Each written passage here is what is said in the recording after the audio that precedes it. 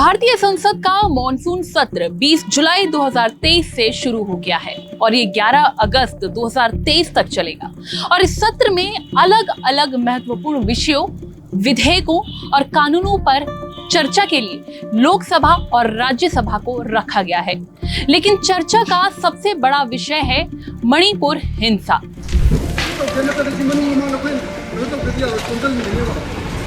जिसको लेकर गतिरोध बना हुआ है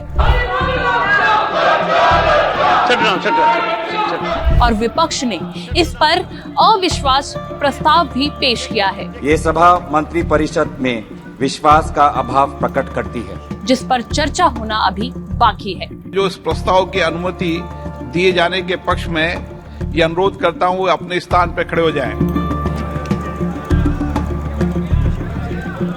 नमस्कार माय लॉर्ड में आपका स्वागत है और मैं हूं आपके साथ लक्ष्मी। मणिपुर हिंसा पर बात करने और सरकार के साथ चर्चा करने के लिए विपक्ष ने लोकसभा में अविश्वास प्रस्ताव यानी कि नो कॉन्फिडेंस मोशन भी जारी कर दिया है, जिस पर डिस्कशन और वोटिंग भी शुरू होने वाली है।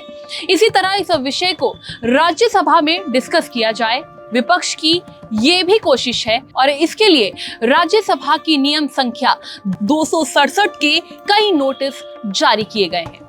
आइए जानते हैं कि राज्यसभा के नियमों की सूची में नियम संख्या 267 क्या है।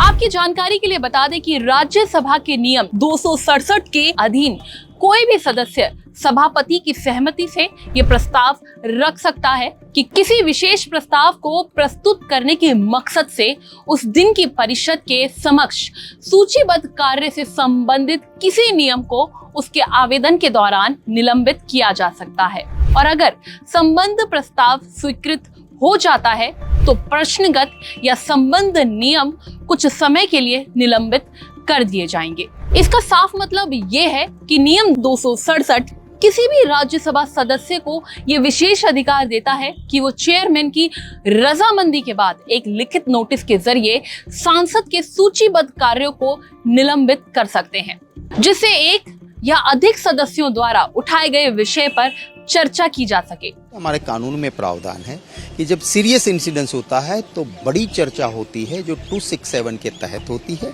और जिसमें वोटिंग भी होती है, जिसके अंदर रेजोल्यूशन भी पास होता है। बता दें ये नियम तब लागू नहीं होगा जहां नियमों के किसी विशेष अध्याय के तहत किसी नियम के निलंबन के लिए विशिष्ट प्रावधान पहले से मौजूद है। राज्यसभा का कोई भी सदस्य नियम 267 के तहत किसी भी विषय पर चर्चा करने के लिए अध्यक्ष को नोटिस जारी कर सकता है।